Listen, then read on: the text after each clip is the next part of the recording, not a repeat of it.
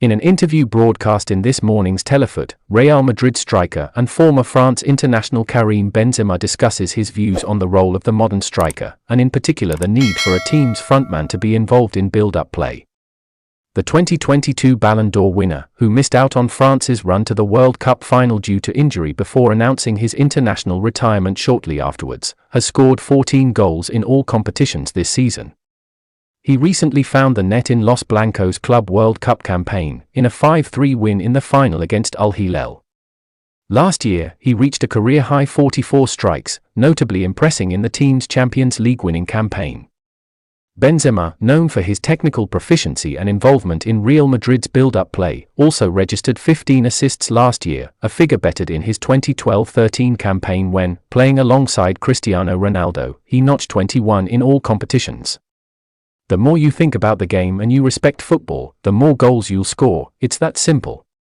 If you only think about scoring, if you come up against two good defenders, it's over. Since you can't play football, you can't play one touch, you can't move, all you have is scoring. The former Lyon man also picked out a former French international and an ex-Real Madrid marksman as the top two forwards he looks up to. Thierry Henry is a legend. Even though I grew up with Ronaldo, Nazario, for me, Thierry Henry comes after him.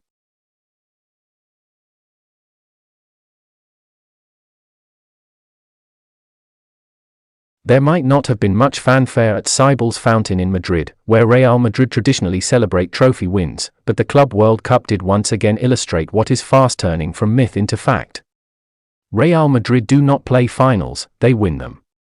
Los Blancos are known for getting the job done once they reach the last hurdle, particularly on the international stage. Against Hilal on Saturday night, they put the Saudi Arabian side to the sword with Vinicius Jr and Valverde notching a brace each. It was their fifth triumph in the Club World Cup, and according to Marca, it takes their record of victories in finals to 32 in international competition. Out of a total of 42, it represents an impressive 76.2% win rate.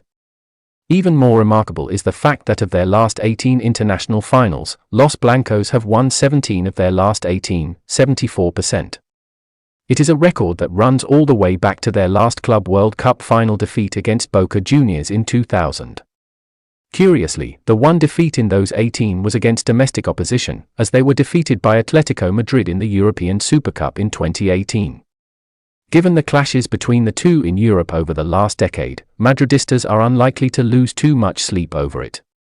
Despite a drought of a decade in the 21st century, Real Madrid have recovered their relationship with European glory in spectacular fashion. Their run over the last decade is rivaled perhaps only by their own exploits in the 1960s.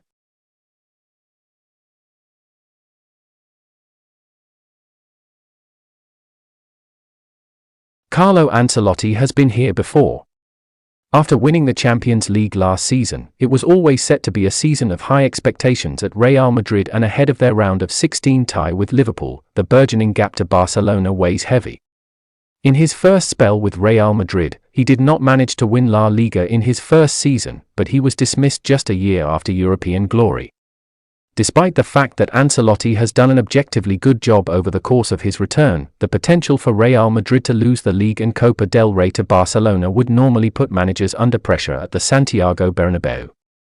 A similar European run seems improbable too. So it was not such a surprise when it was reported on Friday that Brazil were trying to persuade him to take over the Seleção. The Brazilian Football Federation, CBF, denied these reports publicly, while Marca said that Los Blancos would discuss matters at the end of the season. For the Italian, there is not much to discuss. Speaking to ESPN after Real Madrid's triumph over Hilal in the Club World Cup, Ancelotti explained he had no intention of going anywhere. "I don't know anything. I'm very happy here, until they throw me out. It's not the nicest word, but until they throw me out, I'll stay here." Ancelotti has in the past admitted to the press that it is necessary to bend the truth when dealing with the press, but in this case it is believable. Without losing dignity, Ancelotti has come across as grateful for the opportunity to return to Real Madrid and appears to be enjoying life at the helm there too. Whether Florentino Perez sees things the same way will probably depend on results.